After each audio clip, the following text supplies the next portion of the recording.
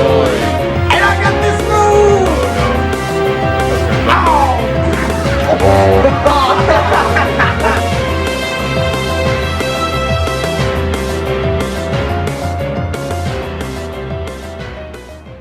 Yo, what's up everybody? This is Junior Chicken here. Over the summer, I was able to complete Donkey Kong Country Returns.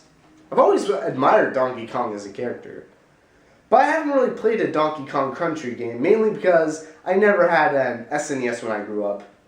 And I did try out Donkey Kong 64, but I mainly messed around in someone else's save file rather than try to complete it on myself. So I got to play through Donkey Kong Country Returns, and it was a pretty fun game. So I'm going to go over my top 10 favorite levels from Donkey Kong Country Returns. Now these are based on how much fun they were to me and how memorable they were to me. So if you have a difference of opinion, say what it is in the comment section below. But for now, it's on like Donkey Kong. 10. Crumble Canyon. This landmark needs some major refining, especially since it's so fragile. I mean, right at the beginning of the level, some of the platforms just drop instantly. You're later greeted to some teetering platforms and some seesaw platforms that can slow you down if you're trying to collect items. There's also small platforms that will crumble as soon as you touch them. And there are plenty of slides along the way. Make sure you jump in time so you do not fall into the bottomless pit below. These obstacles make the level difficult, but not frustrating, since if you don't make the jump, it's your fault for not jumping in time. You cannot blame the level. But the real kicker to this level, the most memorable part anyways, is the final stretch where you're chased after this flaming head that will roll after you. Don't even try and touch it because it will burn you to an instant death. So just keep on running while still trying to collect certain collectibles like the letters and puzzle pieces. Then there are certain parts where you have to wait for the flaming head in order to move forward.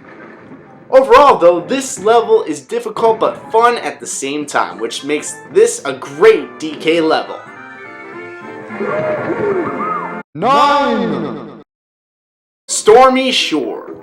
If you're expecting this to be a day at the beach just because this is the beach zone, then you're not prepared for this level at all.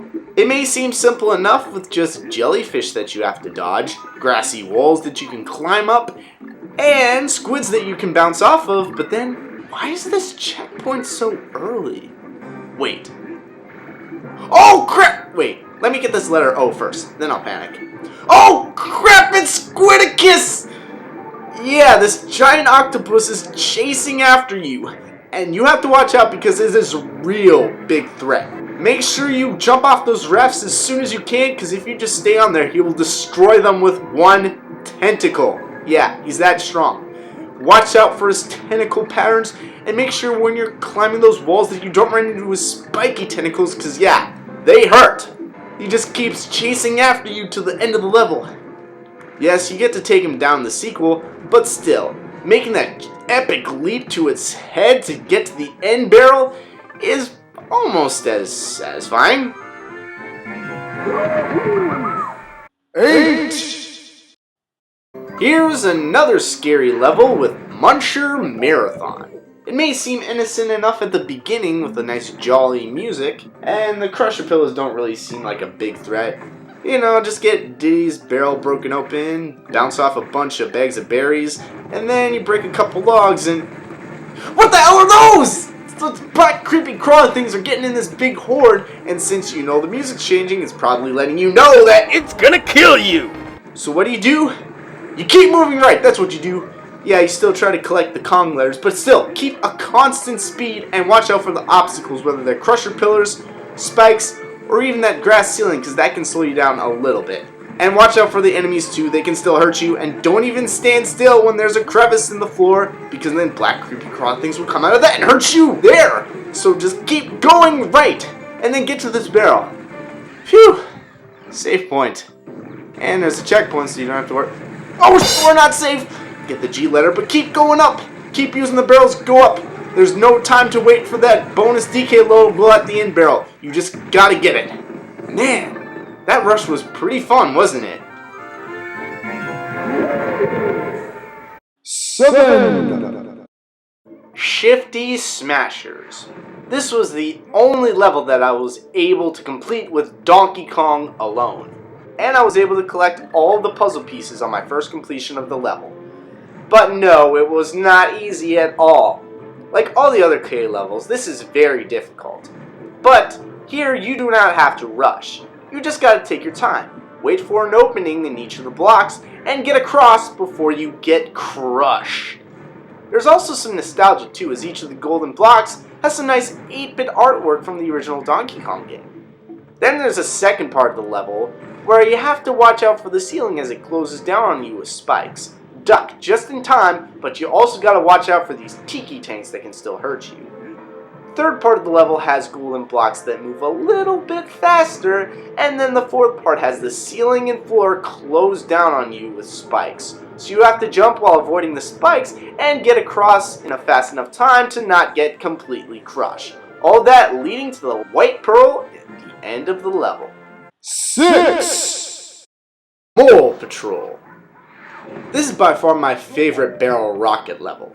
Mainly because at the beginning, you're treated to a bonus stage. Alright. But besides that, you get to travel through the cave tunnel where the moles work. Some of them cowered in fear as you pass them. Some of them swing their pickaxes with these puny swings.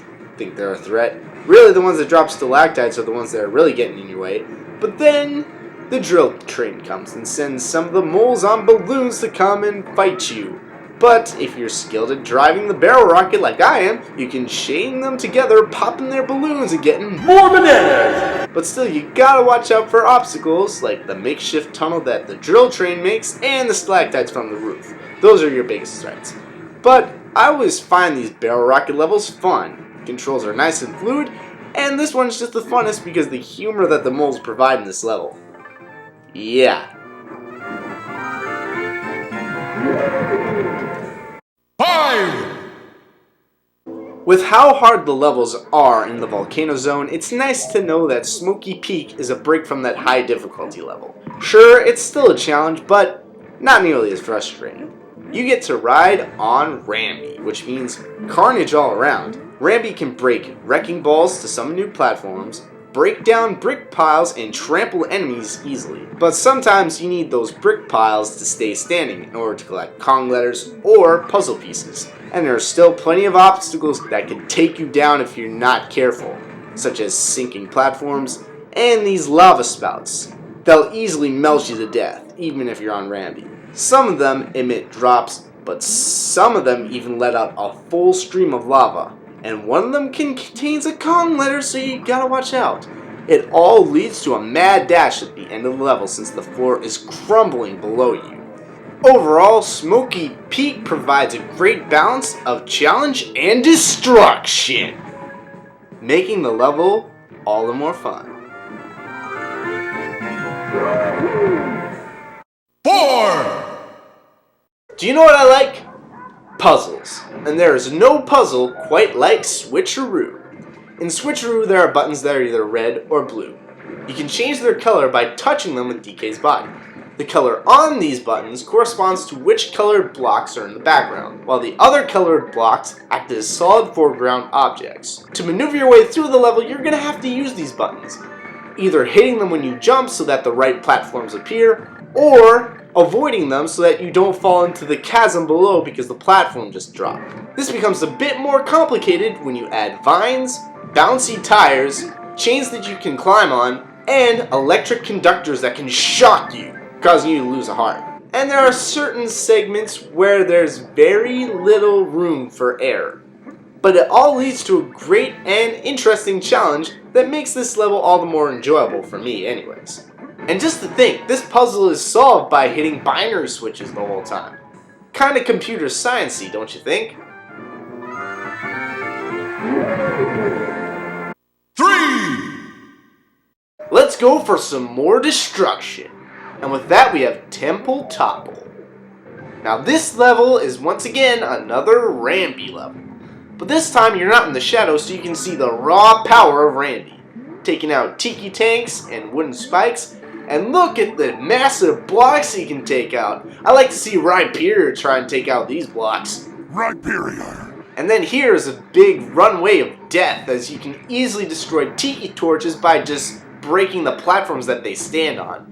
But then you're led to another sprint for survival, as you just gotta keep shaking the Wiimote while you're running and jump over those gaps. Oh, and try to get some of the hoops along the way. This all leads to another great destructive and fun level with not as much challenge as Smoky Peak, but still enjoyable to go through just on the pure size of the destruction that you can cause. 2. You want a riskier puzzle level? Look no further than Button Bash. Right away you can collect a puzzle piece. All you need to do is...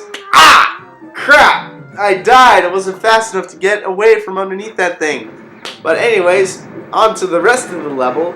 The main focus is to use the barrel cannons to hit buttons to advance. But whenever you hit a button, it turns into a wall of spikes. So make sure you don't shoot yourself at the button again. It's all about timing. There's also this little section where you get to bounce off a bunch of woodpeckers before going to the main part of the temple. Where was I again? Oh yeah, timing. You have to time it just right so you shoot out of the barrel into the direction that you want to go. And make sure that you don't end up hitting any obstacles along the way. Be very aware of your surroundings, as each puzzle becomes more complicated as you advance. Make sure that you don't end up shooting yourself into the bottomless pit below or into any of the hazardous obstacles around you. During the final stretch, you'll run into these platforms that will appear in a distinct pattern. Follow that pattern and you'll make it to the top to face off with the giant monkey statue. Once again, it's all about timing. Launch yourself into the monkey's mouth twice. You'll get 3 tries to do it. And then you'll destroy the statue and reach the final end barrel. Timing is a big part of this level, which is why I enjoy it so much. But there's one more that beats them all.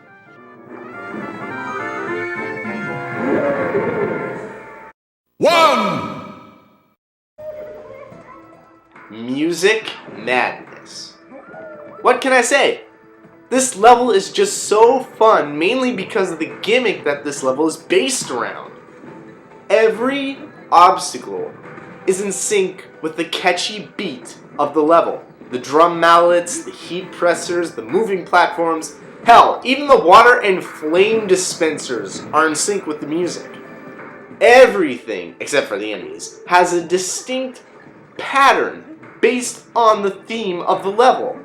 You just gotta know the pattern of these obstacles and how they interact with the music in order to move forward. If you get crushed, pounded, burned, or you fall to your doom, it's just because you're not in sync with the music, buddy.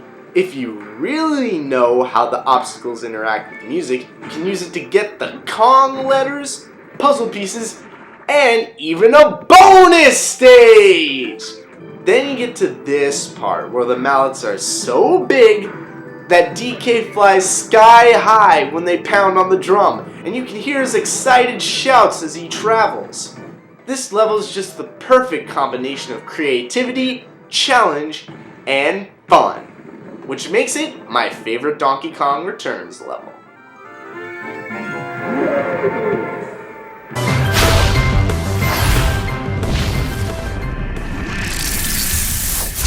I've always admired the big... What? I'm holding it upside down. What do you know?